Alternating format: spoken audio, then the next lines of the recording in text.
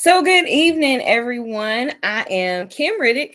I am a counselor, a mental health professional, a self care coach. I am the owner of an organization called Let's Talk, which I do self care coaching, mental health education, and consultation. And so, on this podcast, so welcome to the Let's Talk podcast, where we're going to talk all things mental health, which is literally all things because everything impacts our mental health. So you're going to see me look over a little bit during this episode. I do have some show notes because I want to stay on task and I don't want this to be a super long episode. So basically, why, anytime you start something new, a question may be, why did you get started? So for me, it was because I have a lot of things that need to be heard and a lot of things that need to be said. Well, let me back up for a second. So, because I believe saying that I have a lot of things that need to be said and I have a lot of things that need to be heard are two different things. So, having a lot of things that need to be heard means that you have impactful, empowering things within you that are kind, that are tactful, that are meaningful, and things that can really help other people, that will really pour into and encourage and challenge and convict, not condemn, but convict other people. So I've heard that a lot. I've heard about my storytelling abilities throughout life. And so I just decided to step out and do this YouTube channel slash podcast. And I know that it will help empower and help someone else to even step out and just through the words and things that I'm going to share. So the first topic that I have that I would like to talk about is new beginnings. And so I wanted to be very strategic in talking about new beginnings because we're in the 8th month. This is August. And August, as far as biblical numerology, 8 means new beginnings. So I wanted to talk about new beginnings in the month that means new beginnings. So what does a new beginning look like? There's so many different things in life that could be considered new beginnings. And sometimes we can be like, well, I'm not experiencing a new beginning now. But think about it. If you woke up this morning, that's a new beginning. A new day is a new beginning. So you want to celebrate that. You want to walk into that with joy and gladness. Because one thing that I've learned in life is that how we go into our new beginnings and how we manage new beginnings is everything, right? So a great woman of God, and she's a licensed clinician and a pastor, Dr. Kalita Forbes. I took a class of hers during the pandemic in 2020, a whole you. And one thing that she talked about was as you're journeying out of one season, and which I liked, which she likened it to this, and so now I like to liken it to this. So shout out Dr. K, but Dr. Auntie K, Auntie Dr. K. But yes, so she likened it to this the old season of your life, or when you're coming out of something that's Egypt. It's this dry, barren place, this unhealed place, this place of hurt, pain, and nothing good, really. I mean, it can all work together for your good, which is Romans 8:28, my favorite scripture. But, anyways, so you're coming out of Egypt and you're going into the promised land. And so as you journey into that promised land, everything is new. Well, newness is just that, it's new. So you don't always know how to manage it or what to do with it. And it can be very important, and this is straight from Dr. K, to have a palate cleanser when you're walking out of something old and into something new. And so what does that look like? So think about like if you're going to a wine tasting, I love some wine. So if you're going to a wine tasting and or even if you're trying out different perfumes, trying to find your scent. So picture either one of those and I'll kind of go back and forth. But if you're tasting different wines and you're not eating anything in between it, they're all going to start to taste the same. And it's the same with perfume. If you're spraying on different perfumes and you're not sniffing the coffee beans, I almost said bees, the coffee beans or anything, then they all start to smell the same and you really can't even tell, well, what is this? What's this one? So Same thing when you walk into something new in your life. If you don't have that palate cleanser, which could look like a break, a pause, it could look like when you're transitioning from one relationship to another, it could be a time of reflection and healing in between that relationship, a breath, so you're not just jumping into the next relationship. It could also look like on a job, if you're leaving a toxic environment, taking some time before stepping into the new environment. But mainly, what are you doing in that time? Like renewing your mind so you're not taking Egypt into your new promised land. So, needing that time to get that taste off your palate so that when you walk into something new, you're not taking the taste of something old. Because a new beginning in the physical sense, like if you're walking into a new relationship, it is literally a new person, a new relationship. But if you don't have that palate cleanser, the moment that person does something that reminds you remotely of the last person or even the last couple of people, then all of a sudden you are making that person pay more than likely for the other person, because now you're like, oh Lord, he's doing this just like my ex, she's doing this just like my ex, and now you see this new person differently, and it's not fair to them, but it's not their fault.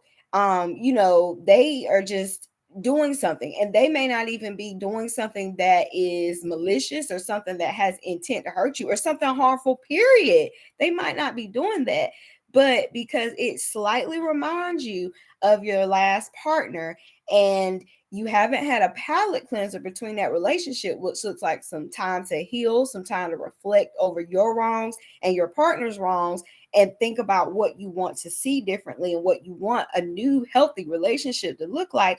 When you walk into this new relationship without that palate cleanser, you're going to be triggered more easily, and so that could threaten to ruin that new relationship.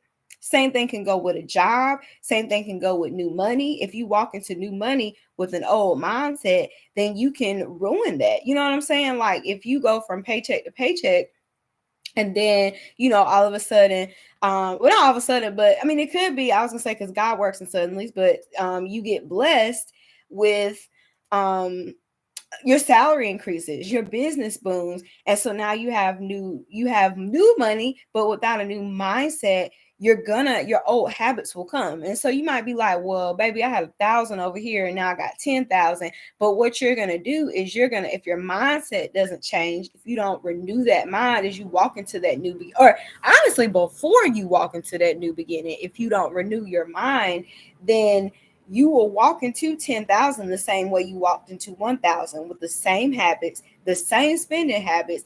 So whereas before maybe you were balling out on I don't know, Olive Garden, or nothing wrong with any of these restaurants, just saying the first thing that comes to my mind, you were balling out on Red Lobster or whatever. And then when you're making 10,000, now you balling out on Ruth Chris, you balling out on some high-end restaurants. And basically the habits are the same. So even though you have an increase, like it's gone. And it's because you walked into this new beginning with an old mindset. So one of the things that I'm really learning as I move through life and as I progress is that it's so important how we walk into a new season, how we walk into a new beginning.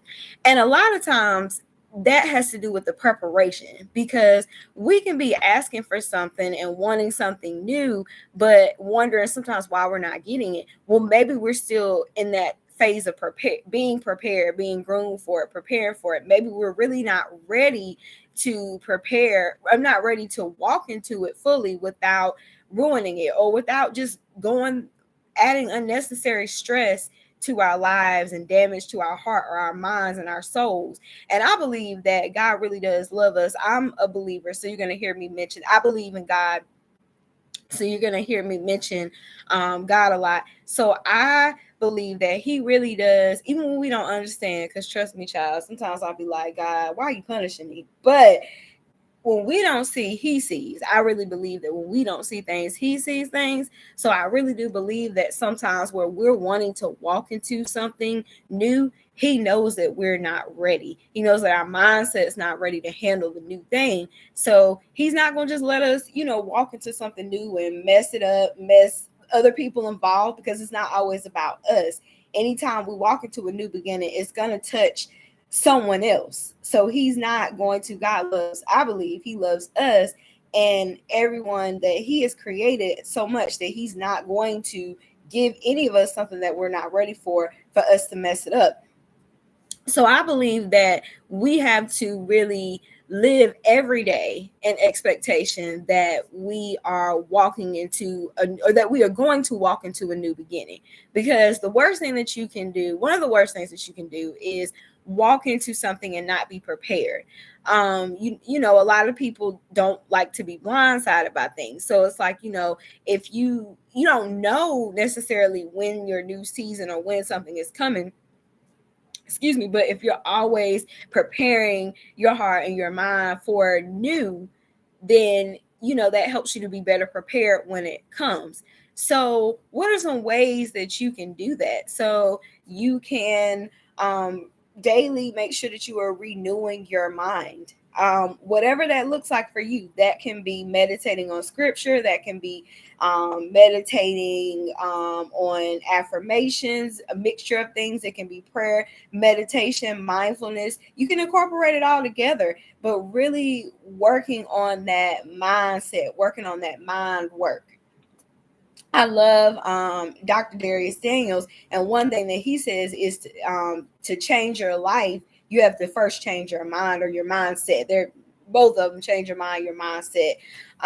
So you, because it really does start in your mind. So if you're wanting to walk into a new beginning, your mind has to be renewed to match what you're about, the new that you're about to walk in. You can't, not properly, that might be the word. I was saying, you can't properly walk into a new beginning without having a new renewed mindset, because I'm telling you, and I know this from experience, if you really do try to put old wine in new wineskins, it'll burst. If you really do try to walk into something new with an old mindset, you gonna mess it up. Like, you gonna mess it up. Yeah. I was about to say something, but you're gonna mess it up. Okay. So you really want to make sure that you are practicing renewing your mind. That's the biggest thing that I could share as far as like walking into a new mindset, or walking into a new beginning and stewarding it well. Um, as I came up with this topic, it's always so interesting to me how God will work and how he'll ask you to talk about something, and then you find out that you're either going through it or you begin to go through it and walk through it. And so the topic came to mind, I can't remember, a couple months ago, whenever it was a while back. And so then walking out of last month, I actually began to walk into a new beginning myself. And so new beginnings can look different ways. You know, some of them can look so beautiful and glorious. Some of them can look a little scary. Some of them, it can be a mixture of both.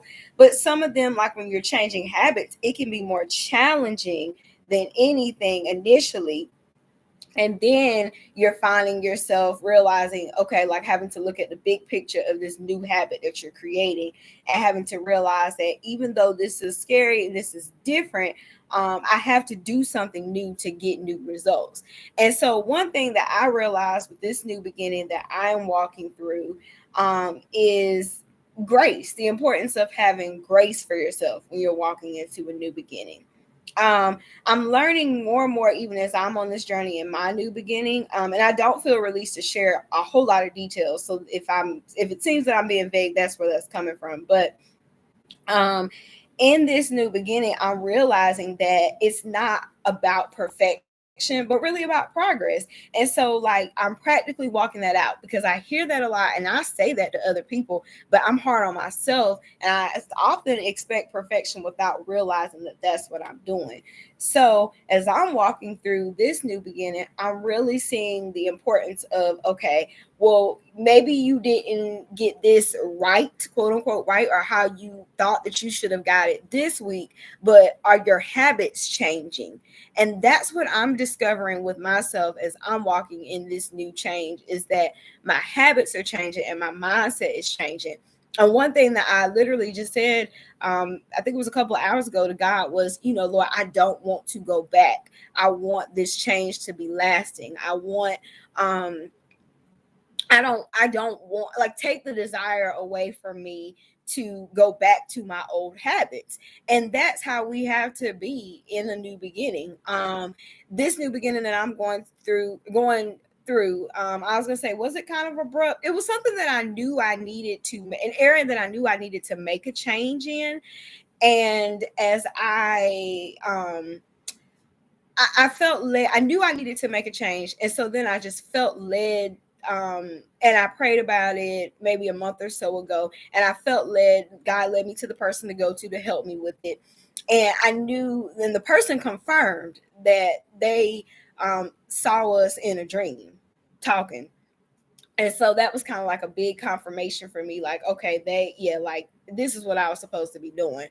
And I know that like, I trust the person, and knowing that they hear from God, and that they are, truly walking a person that is walking with God. So it really was a confirmation. So that was like, okay, you're on the right path, you're taking these steps towards this new beginning. So what did I say all that to say?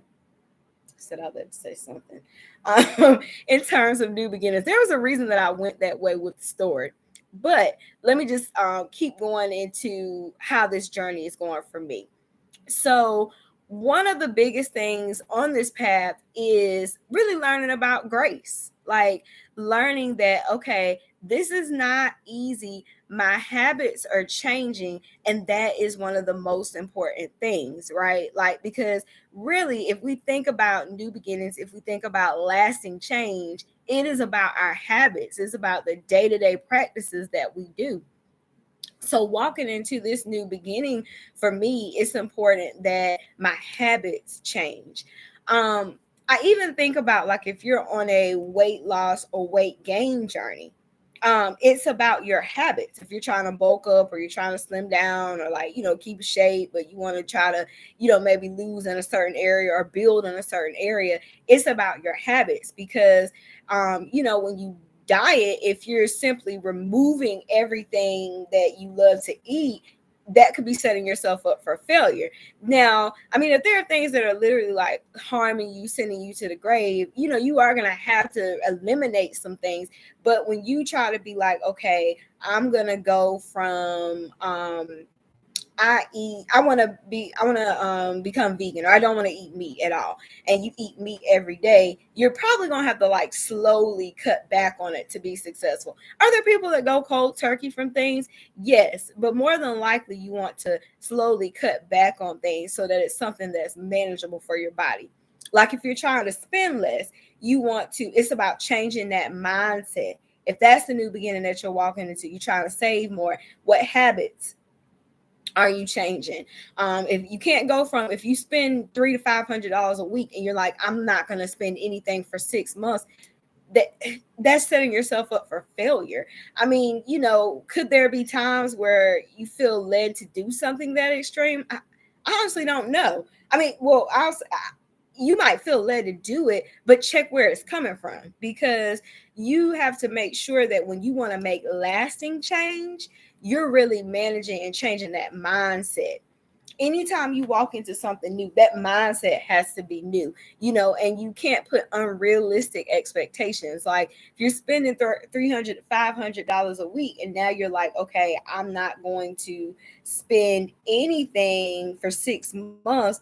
Whoa, let's think about that. Like, let's set some realistic goals, smart goals, like something that are realistic, with something that you can realistically do to spend less money. And how can we change this mind? Like, what's your money mind? What's your mindset behind the money that you're spending, and why you spend? Do you spend when you're angry? Do you spend when you're sad? Do you spend when you're lonely? Like, you really have to dig deep when you're managing your new beginnings.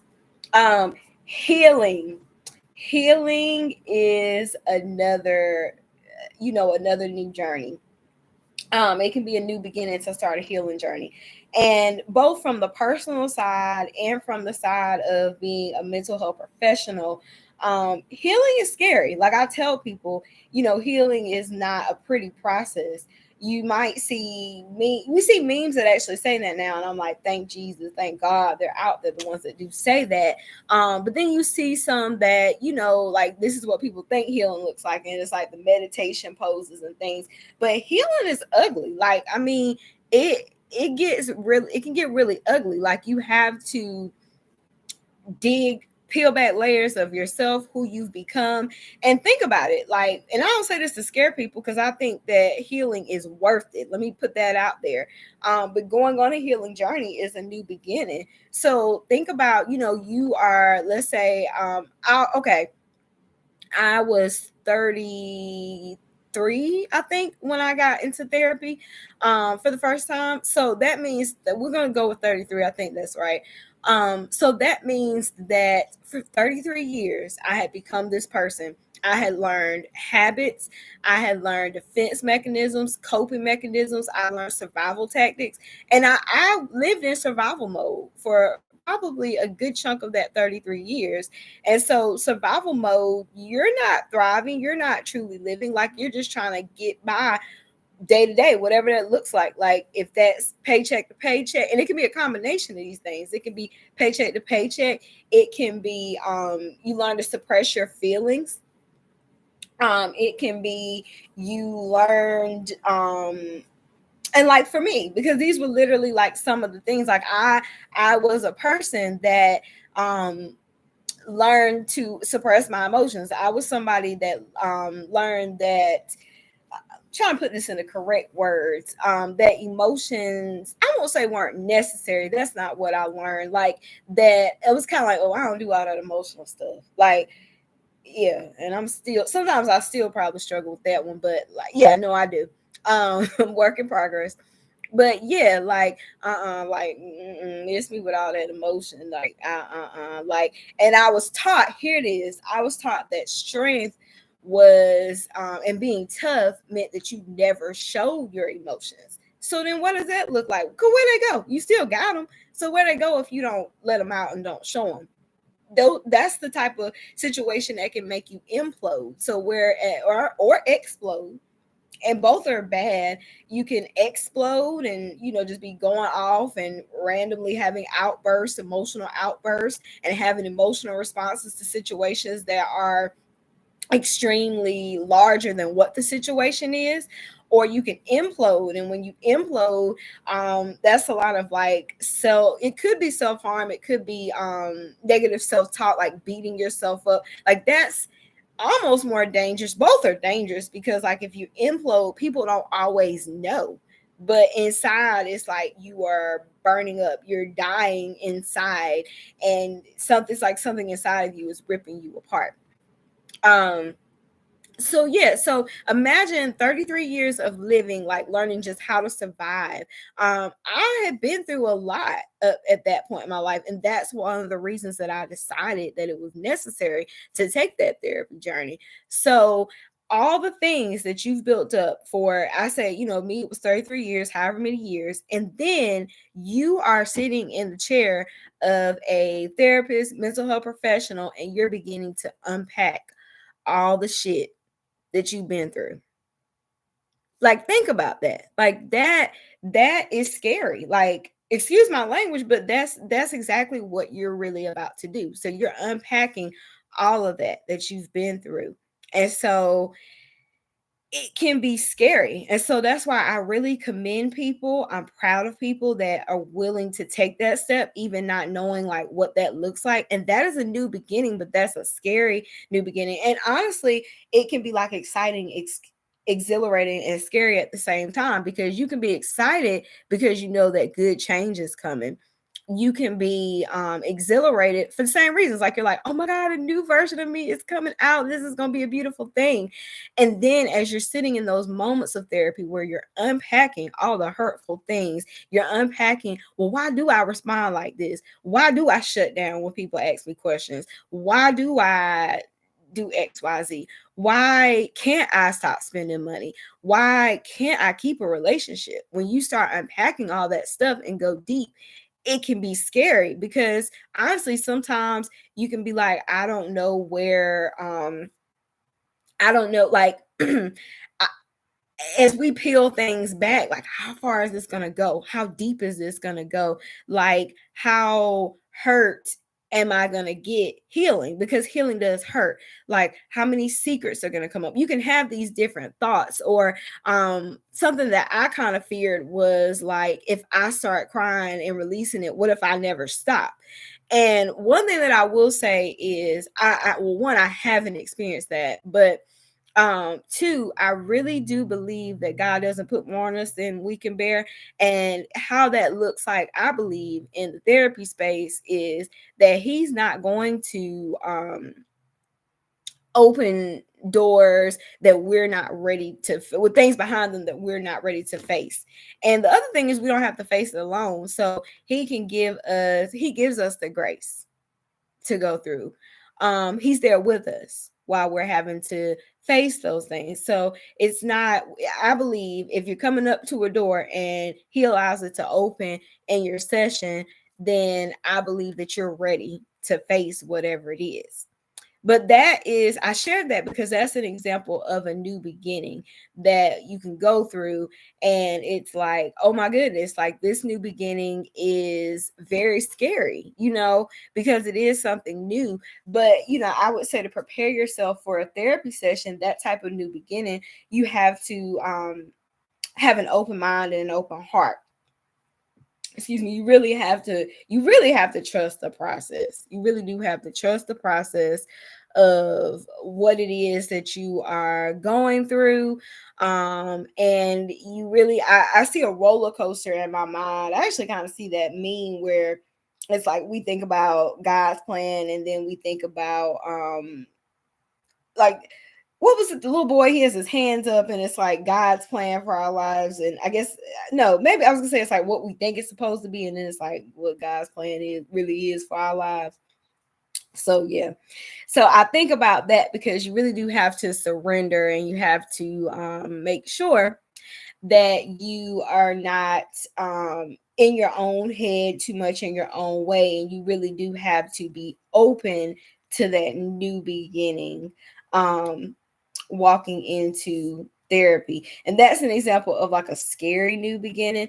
And when you think about like growing, like if you think about growing spiritually, if you think about growing in any area of your life, you really just have to open up your mind and just be prepared for the unexpected. Expect the unexpected, because you can't necessarily prepare for the unexpected, but expect the unexpected, because in your mind it may look, or you may think it should look one way, but really, when you're walking into a new beginning, you don't know how the plan is laid out for you. It's kind of like being in the dark and taking steps, because something new is something new. You've never seen it before. Not you haven't not you haven't not necessarily, Lord, you have not.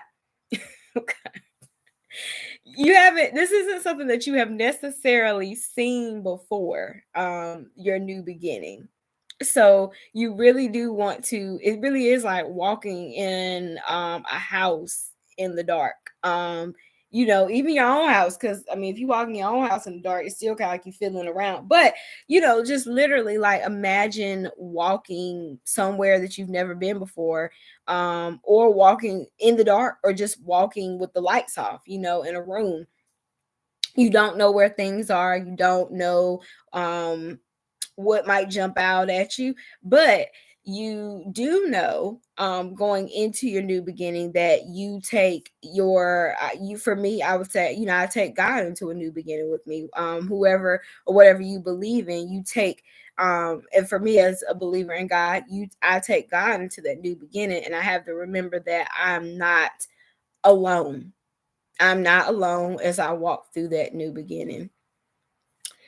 Yeah. So I think that is pretty much it in terms of what I wanted to talk about. I don't want this to be super long, because I could go on for a while, but in terms of new beginnings, um, every day is a new beginning. So, just going back to that practical example, if you need something, a reminder that you do have of how to manage and steward new beginnings. Yeah, let's start back with just going back to the example of a new day. And this can be applied to any new beginning in your life. So, because this is something that we've all experienced. If you're living and breathing, you've experienced a new beginning.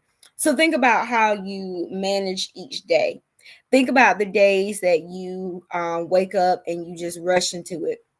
Think about the days that you wake up and you haven't had a good night's sleep before. Think about how you ended the day before. So if you ended the night mad, or you were rushing, or even sometimes if you just worked right up until you go to bed and you don't really have that time to just like you work, you pretty much pass out, like in terms of not like literally passing out, but you pretty much are moving until you pass out, and you don't have like that pause to, even if it's just sitting on the couch for 5 minutes or sitting in your bed for 5 minutes with no screen time. But yeah, think about how you go into each day of your life, and I want you to use that as an example for um how you would steward any new beginning in your life. So let's go back to, let's say that you have a routine at night. Let's say around 8 or 9 o'clock, you're like no screen time, or whatever your routine is. I'm not telling you it needs to be no screen time, but you start to wind down, and you have a little quiet time where you can rest your mind. Because think about it, we go through each day and there's a lot of different things that affect us throughout that day, so we need that pause. And then let's say you have you get your optimal good night's sleep, you get your optimal 7 or 8 hours, whatever it is for you, and then you wake up in the morning, you enter that new beginning feeling ready and refreshed, or at least more ready and refreshed than you would if, let's say, the night before you got into an argument with someone you love, and then you went to bed angry, like you didn't, you just didn't or couldn't release that anger. You chose not to release that anger. And then you wake up the next morning, or when you get 4 hours of sleep, and optimally you need 7 hours of sleep, and then you wake up, you're hitting snooze, or you sleep a little bit too long, and then you're rushing into the day versus having like a moment to get up, pray, meditate, talk to God, whatever it is that you do. And it doesn't have to be, oh, I do this for a whole 3 hours or even a whole hour every morning. But the fact that you are doing that as you go into your new beginning, your new day, it does impact how that day goes for you. So these are things to think about. Like, I really want your takeaway to be, how do I step into each, like, I want to make sure that I am stewarding new beginnings well. So let me use the analogy of how I step into each new day of my life, because each new day is a new beginning. And so, being faithful over the few, being faithful over the small things, and he'll make you ruler over many. So think about, a new day, and it's not nothing small to see a new day, but think about how in a new day, that is literally an example of a new beginning that everyone has experienced. So apply that to how you walk into new relationships, new jobs. Use that analogy. Am I rushing from one relationship to the next? Am I getting out of one 9 p.m. Monday night and then hopping into another relationship 9 a.m. Tuesday morning, metaphorically?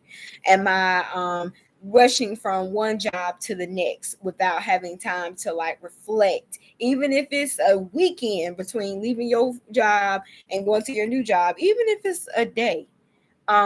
Take some time to reflect as you're transitioning. What do I want to do differently? What did I like? What didn't I like? What are my areas for opportunity? What are my strengths?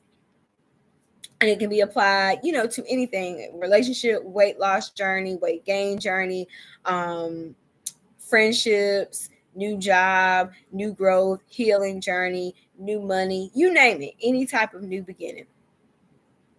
Well, guys, I'm exiting stage left for real this time.